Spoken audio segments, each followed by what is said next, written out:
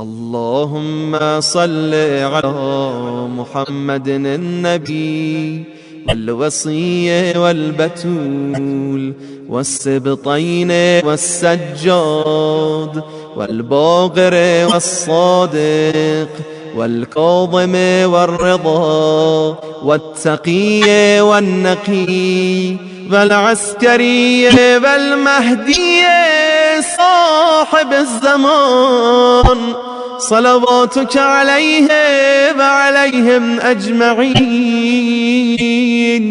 اللهم إن هؤلاء أئمتنا وسادتنا وقادتنا ورعاتنا، اللهم وفقنا لطاعتهم وارزقنا شفاعتهم واحشرنا في زمرتهم.